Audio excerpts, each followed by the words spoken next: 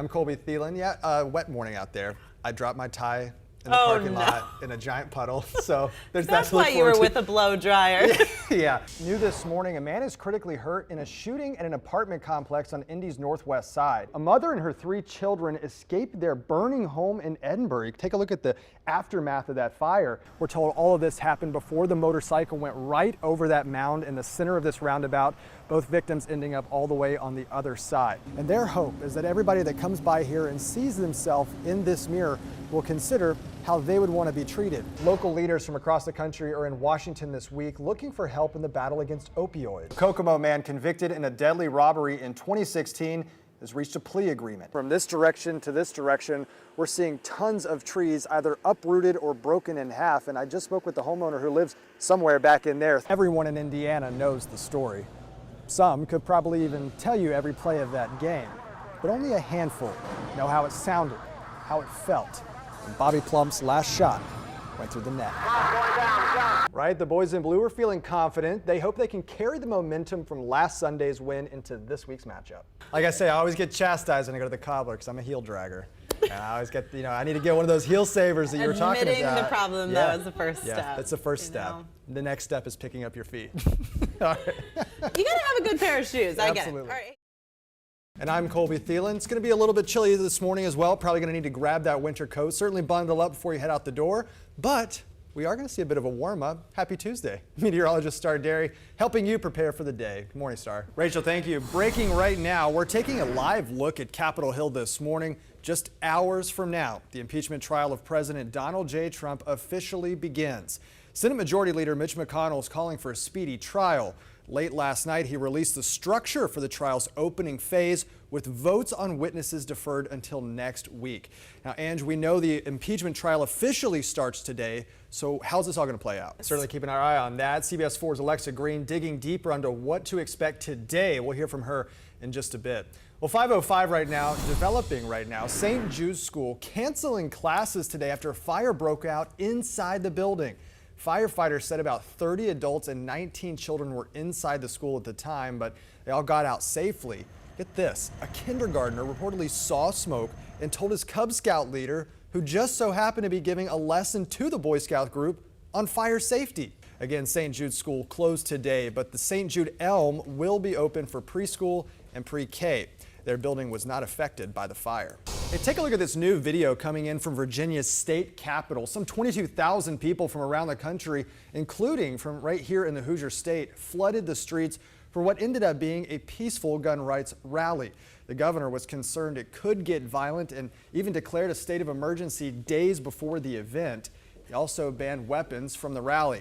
Virginia Democrats have been considering gun reform since they gained control of the House and Senate in November. We heard from some Hoosiers at the rally, including State Representative Jim Lucas. And right now, the World Health Organization calls an emergency meeting over a new virus that has sickened over 200 people. The reason many say the efforts to contain it are too late. Scenes like this aren't uncommon in the Martindale-Brightwood community. Streets lined by police tape, bathed in red and blue light. But this night, back in July, hit close to home for James Wilson. I was at home when I got the phone call, and my mind just started shifting. It was then he learned of a shooting, and the victim, his 13-year-old cousin, Harry Tolliver. On my way to the hospital, I got a phone call when White River's Great pulled up that, he's no longer here.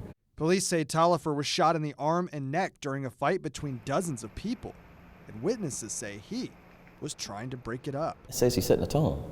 A strong leader. He's setting an example, not only just for other, young people around their age, but even for the adults. An example Wilson hopes the community will learn from. There is substantial reason for hope. This year, the city invested $3 million in grassroots organizations aimed at fighting crime. And IMPD returned to community-based beat policing. Mayor Hogsett says that's just the beginning. As we move into the coming new year, we prepare to roll out further initiatives to combat violent crime.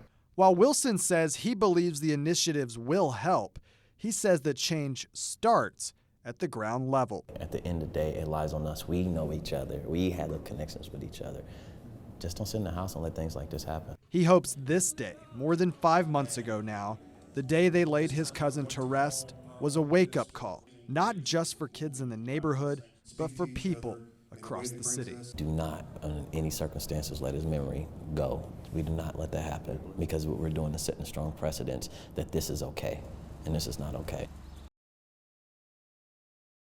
3, 2, 1. Good job. There are skills so many of us take for granted, Nice and controlled and slow. Here you go. ingrained in the subconscious through millions of repetitions. That was good. Good control. But for patients at IU Health Neuroscience Center, Control it. that's not always the case.